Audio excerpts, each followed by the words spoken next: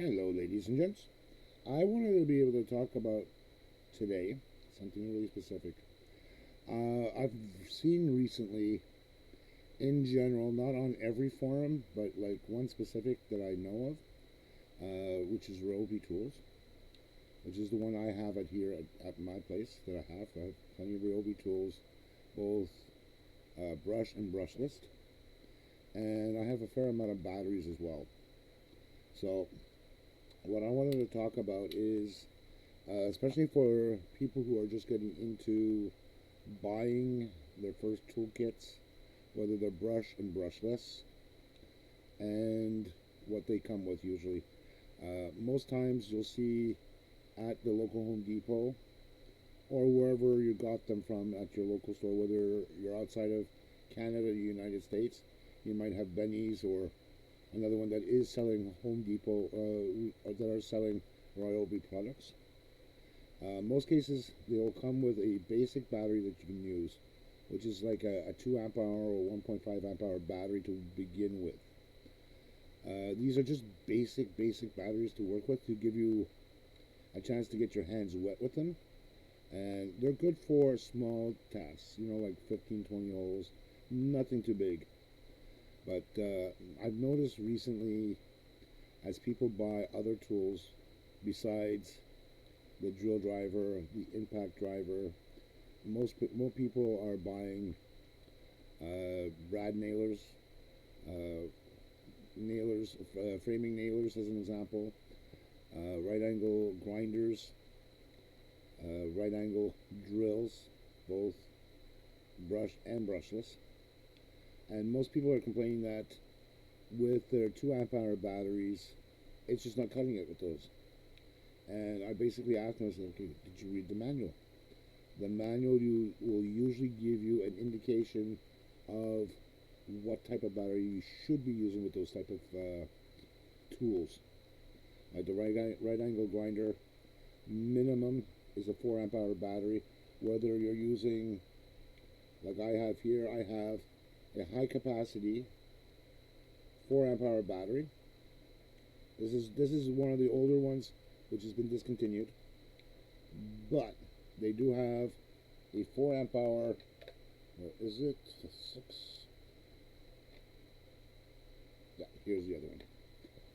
Where they have a 4 amp hour high performance. This is the new one of the newer ones from Ryobi. This is the high performance ones, and they're great for both brush and brushless tools.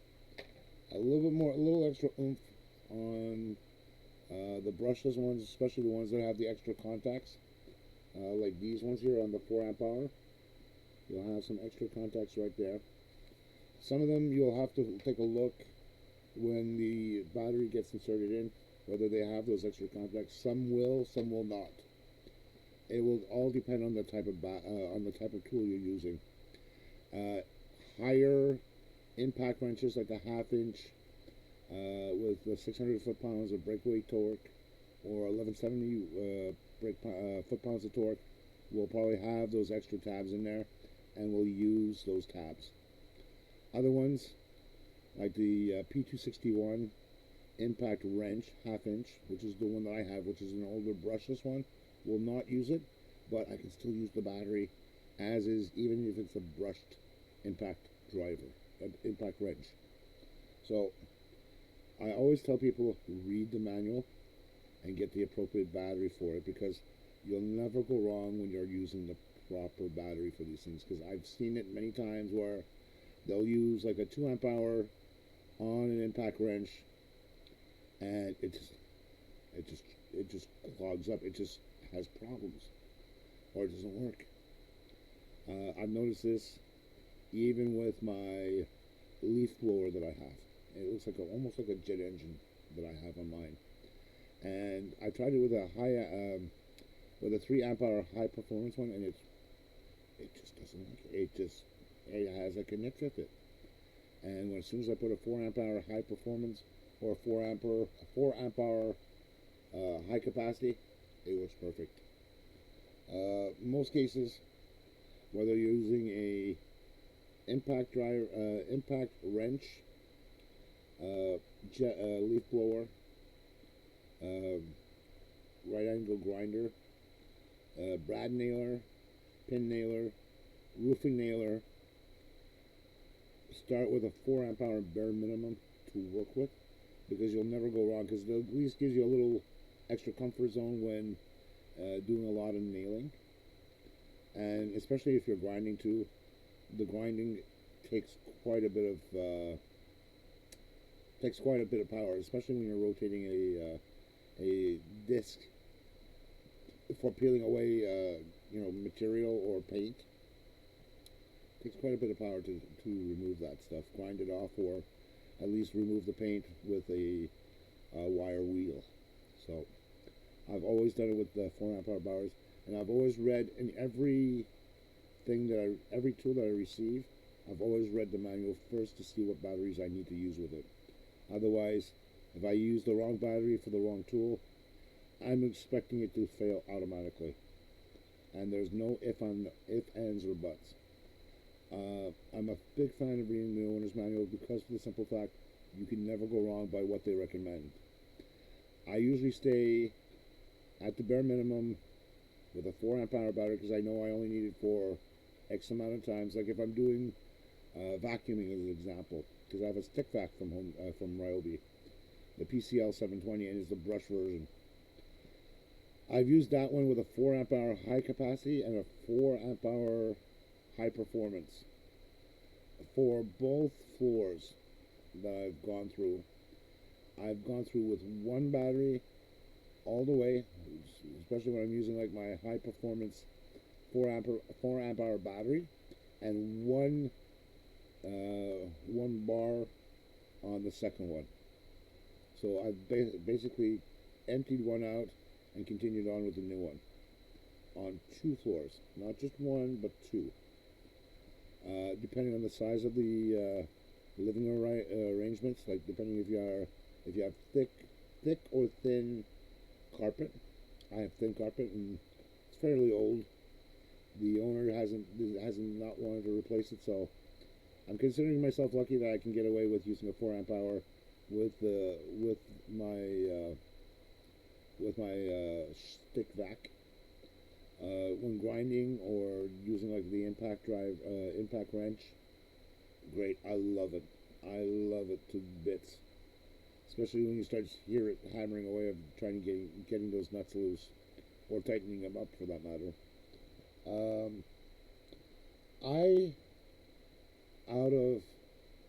I'm not saying spite. That's the wrong word I'm thinking of, but I would suggest for anybody coming into acquiring, whether it's from Ryobi, Ridgid, Cobalt, the other one there that is made from TTI that is actually being sold at Walmart, which is Hart. I think I've already mentioned DeWalt, Hilti, and a few others. Check to see for the batteries. The reason why I say this is that most times, if you're doing some simple drilling, basic drilling, nothing too important, you'll get away with a 2 amp hour battery without any problems.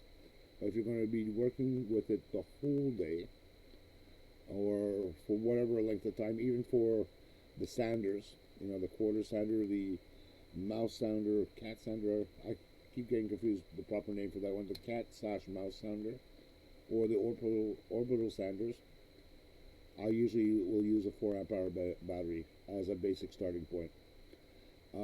I do, from time to time, I tend to go out of my way, besides picking up specials on 4 amp hour high performance. Whenever I see, where is it? Is it here? Is it here? Yes, it's here. Sorry, I'm talking to myself. You can see. If you have a chance, pick up some 6 amp hour batteries. This is the, again, first or second generation of the high performance, and I think this is the second. Or is it the first? I don't know. um, is to pick up some 6 amp hour batteries. They last a little bit longer than the 4 amp hour batteries, and again, depending on what you're going to do with them, it lasts more than 4 amp hours. And then you have the 9 amp hours, which I don't have with me right here. They're being on the charger right now, which is my highest one that I have here at currently. Uh, are great. The 3 amp hour, the 9 amp hour batteries are great for 3.5 to 4 hours approximately. So don't keep me to my word on that. But it's just a rough guide, especially when you're doing a lot of vacuuming. So if you have a stick vac like I do, with a 9 amp hour battery, it should last you about 3.5 hours, 3.5 to 4. Again, depending on the load type of thing, and if it's with very thin carpet or if it's on wood floors. Other than that, things like the jet blower, the leaf blower, it looks like a jet, like the one I have at my place here, which I have in the back, or any other device that needs to draw a lot of power, go with a 6, 8, 9, and there's also a 12 amp hour battery that came out from Ryobi as an instant here, because that's what I have here. I don't have the 8 yet from Ryobi. The 12 amp hour from Ryobi is not out. It is out, but I haven't purchased neither one of those two because they're fairly expensive. The 12 amp hour battery in Canada alone is going for about $325 for one battery.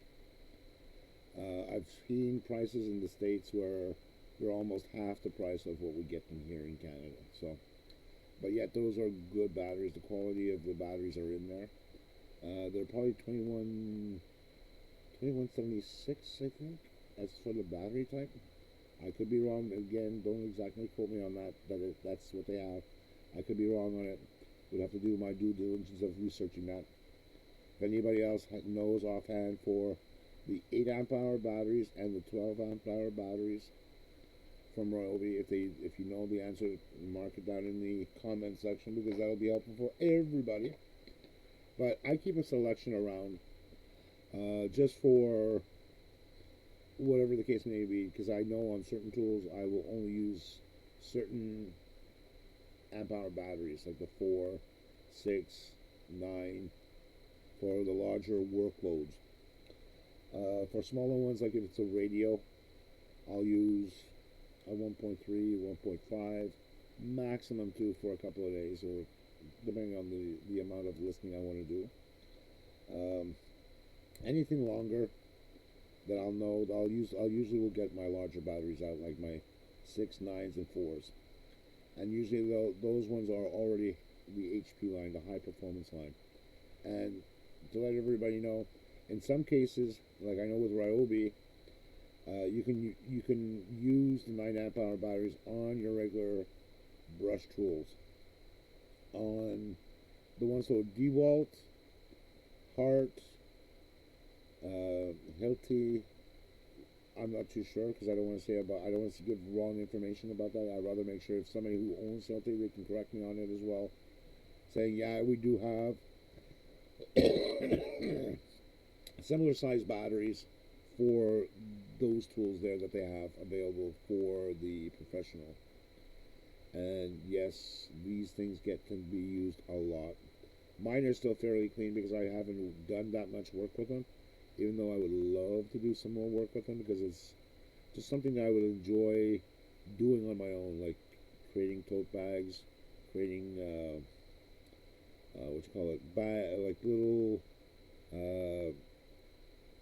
carrying cases for soft drinks and all that, things of that nature. So something like that I would definitely find more handy, or creating delivery bags where you can put food in. So something like that is definitely fun to make, and you can get a lot more usage out of them. The other thing that also bothers me is that some people will only use the battery halfway and then charge it up, and you only get about half of the lifespan of the battery, because the batteries do tend to wear down over time. And what I've done is I've cycled through all my batteries, and especially when I'm using my hybrid fans, is even though I may have used, let's say, one battery for 20, 30 minutes, whatever the case may be, and it's not completely depleted, I'll use one of my fans and just turn it on, let it deplete the battery down to a safe level where it turns itself off automatically, and then charge it up fully. I always do this on every battery. I've dealt with other scanners. In IT, considering I was working with warehouse people, and they do a lot of inventory work. So even way back in the day, dealing with NiCad batteries for these hand scanners, the batteries die very quickly because they don't think about it, and the batteries tend to be overcharged and whatever the case may be. And I've seen batteries just die outright, and trying to recondition them back to normal in some cases is fruitless. Other cases are not, because that's the way they were built, and that's the way they were manufactured for things like this. And I just can't help it, just something that I've come to learn to live by with this, and to be able to pass that other knowledge to newcomers and people who already know it. They know as well as I do, is like, use the battery properly. You get as much out of it as you can before charging it up. Some of them will actually discharge super quickly. Lifespan of a battery will depend on the type of usage you give it to and the type of usage you have for it. Other times there will be ones where it's just past the point of living, and no matter how you try to recondition it to get it back up to normal, it just doesn't work, and then you might as well just get a new battery. Others you can get away with by reconditioning the battery, because I've seen some do that, and it works perfectly fine for another couple more years.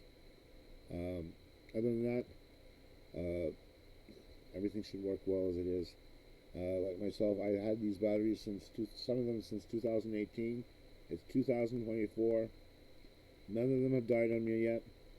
I may have had maybe one tool that I have to return back to Ryobi, and it was a dead on arrival type of thing when I bought it at the store level. So I even brought that back to show them and say, look, don't sell this back. Don't put this back on the display to have somebody else buy it and return it again.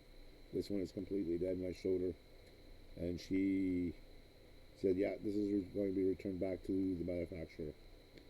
And it saved a lot of headaches all the way around. With that being said, personally, I respected Ryo. I have my own tools. I respect them. I love them. And I've also learned to respect my friends and colleagues' tools as well, and I treat them like my own. After I'm done, clean them off, make sure they almost look like brand new, and they're going like, we never had tools looking this clean when we were finished with them. I said, oh yeah, because I take care of my tools, and I understand them more than I should. So if you keep your tools clean, keep them well maintained. Same thing with the batteries. Put them through their paces, make sure that they get drained properly and charged up properly. You should never have a problem with your batteries at any cost. And with that being said, I guess I'm going to let you guys go. I didn't have anything else specifically in regards to it, just something simple. Most of today's, or people out there on YouTube who have other tools, like besides Ryobi, but there's Ryobi, Rigid, Hilti, and all these other ones. There's a lot of review types there. Hardly anybody has been talking about specifically battery maintenance, knowing when to use a certain battery for a certain project, those type of things. It comes along with experience. I've done it many times where I definitely chose the wrong battery for the wrong project, and I should have used something that should have been bumped higher instead of using a smaller battery. So you learn by experience, and most people don't understand that, and they should, because it tends to kick them in the butt. So with that, I'll catch you guys later. Have a good week. Have a great weekend. I'll see you guys next week. Till then.